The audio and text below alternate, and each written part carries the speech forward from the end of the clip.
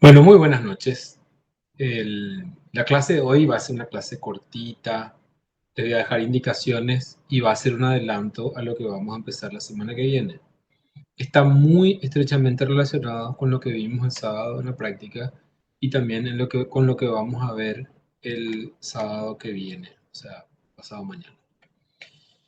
Lo que me interesa es que ustedes se familiaricen con dos conceptos claves: el error de medición y la confiabilidad, y sobre todo los métodos para obtener la confiabilidad de manera empírica. Nosotros nos vamos a concentrar en un solo método, o sea, en dos, el alfa y el omega, pero me interesa mucho que ustedes conozcan cuáles son los principios de estos dos enfoques, cuáles son sus bases, en qué se basan, cuáles son los datos que nos permiten acceder y cómo se interpretan. Sobre todo, darle soporte un poco. De todas maneras, ustedes saben que en la clase presencial vamos a discutir sobre eso y vamos a analizar a ver cómo utilizar esa información.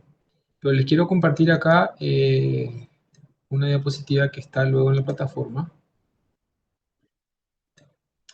A ver si ahí, sí, ahí está. Genial. Bueno, yo me voy a centrar sobre dos aspectos: la teoría del error de medición y la confiabilidad, como ya les dije.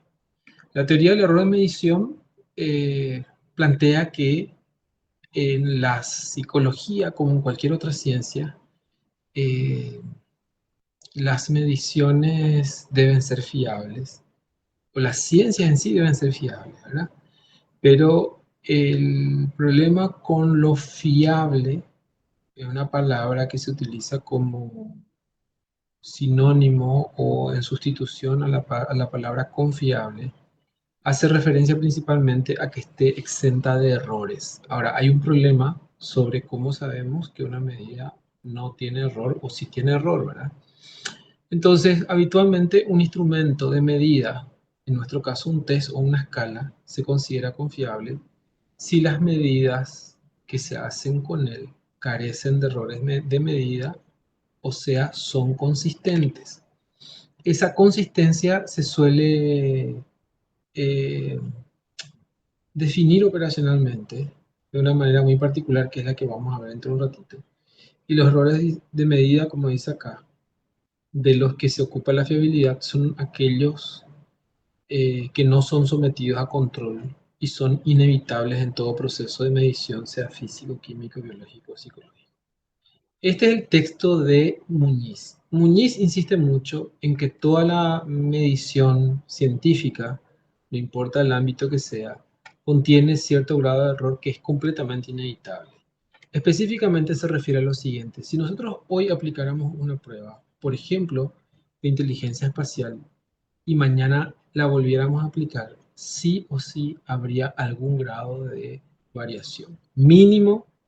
Lo deseable es que sea mínimo si es que la medida es confiable, pero habría un grado de variación porque hay factores aleatorios que no se pueden controlar y que generan algún tipo de variación. A eso se refiere el error de medición. Si cambiaran los resultados como consecuencia de un nuevo aprendizaje, del crecimiento, de la evolución o de algún factor que haya ocurrido anterior a la medición y que sea responsable de un cambio significativo, en ese caso no estaríamos hablando de errores aleatorios ni errores de medida, sino que sería un cambio que afecta al constructo que estamos midiendo. Bueno, pero el error de medición entonces es cuando, a ver si aparece acá, cuando el valor que se obtiene se desvía del valor verdadero que estamos midiendo. Es decir, si yo aplico una prueba de inteligencia a una persona y el resultado que obtengo no coincide exactamente con su nivel de inteligencia, ese margen de diferencia sería considerado margen de error o error de medición, ¿sí? Y estas variaciones o desviaciones del valor promedio pueden darse por procesos sistemáticos, ¿sí? Un error constante, algo que hace que en la prueba se desvíe el valor de su valor real, y un sesgo propiamente que es distinto, digamos. Y el otro son los procesos aleatorios. La confiabilidad es la libertad del error aleatorio, es decir, cuán repetibles son las observaciones, cuando diferentes personas hacen las medidas con instrumentos alternativos que intentan medir lo mismo, o cuando hay una variación incidental en las condiciones de medición, es decir, que apenas varía. Se supone que tendríamos que obtener los mismos resultados en estas tres condiciones, ¿sí? Y estamos refiriéndonos a los errores aleatorios.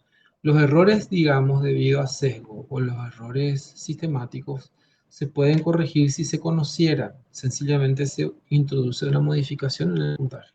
Pero aquellos errores que no se pueden controlar, que se deben a un error aleatorio de la medición, a eso apunta la fiabilidad. La fiabilidad es cuando estos errores son mínimos, o como dice acá, cuando aplican diferentes personas la misma medida, cuando los instrumentos alternativos que miden lo mismo dan los mismos resultados, o cuando hay una variación incidental en las condiciones de medición, y si se obtienen más o menos los mismos resultados, decimos que nuestro resultado es fiable. Hay dos modelos habitualmente señalados con relación al error de medición, que tiene que ver con la manera en cómo se elaboran las pruebas para intentar reducir ese grado de error de medición.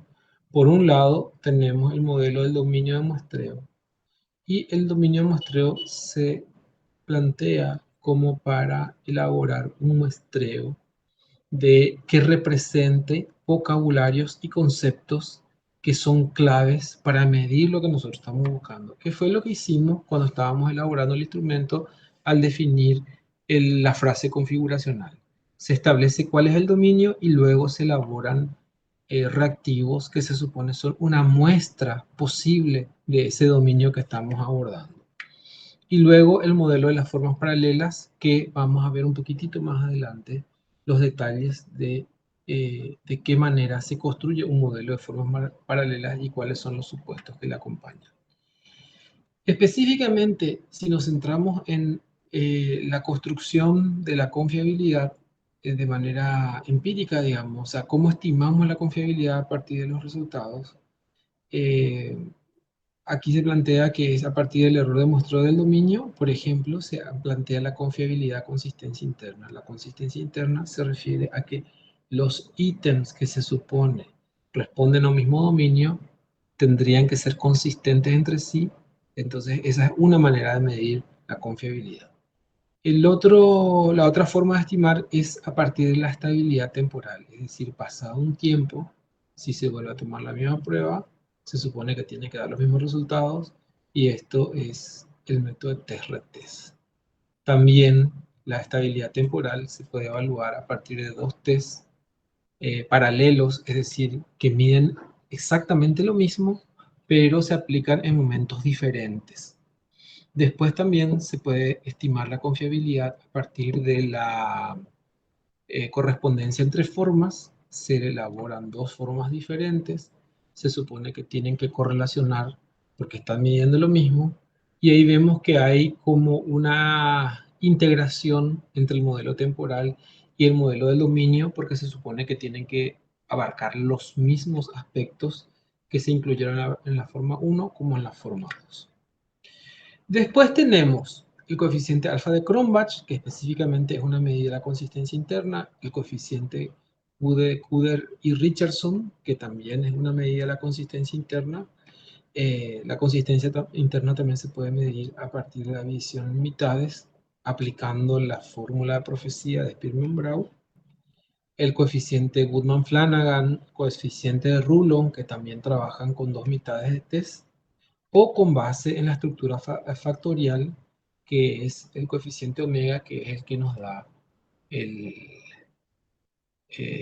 por defecto. Habíamos visto el programa Jamovi nos permite obtener el alfa y el coeficiente omega, ¿verdad? Y como ven acá, ese coeficiente se basa en la estructura factorial, que vamos a ver este sábado justamente.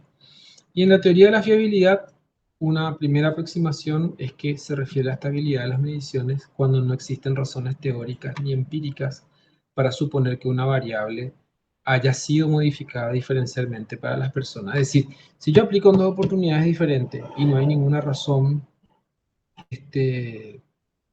que sea considerable, una razón de peso para que hayan diferencias entre una medición y otra, se supone que tendrían que dar los mismos resultados.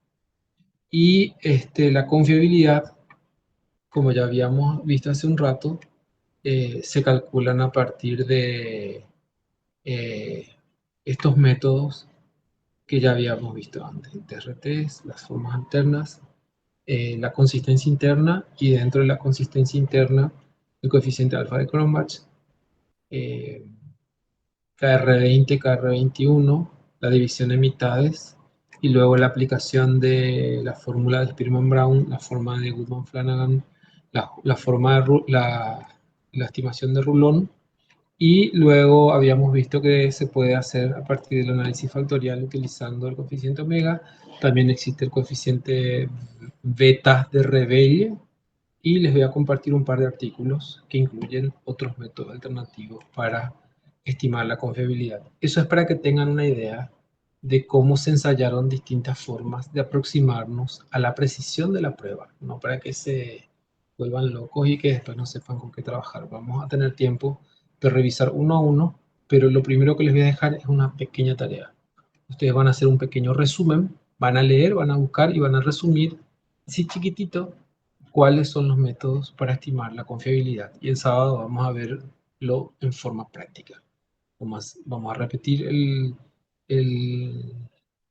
el análisis de la confiabilidad por consistencia interna y luego vamos a hacer un análisis factorial y vamos a ver cómo el coeficiente omega coincide con el conjunto de valores obtenidos por el primer factor. Bueno, espero que estén bien, espero que aprovechen su tiempo, avancen en el desarrollo de su trabajo y con esta clase empezamos la unidad 4, o sea, teoría de los test. Vamos a ver estimación del error, estimación de la confiabilidad y luego vamos a adentrarnos a la teoría clásica de los test. Bueno, espero que estén bien, que pasen bien, cuídense, nos vemos el sábado.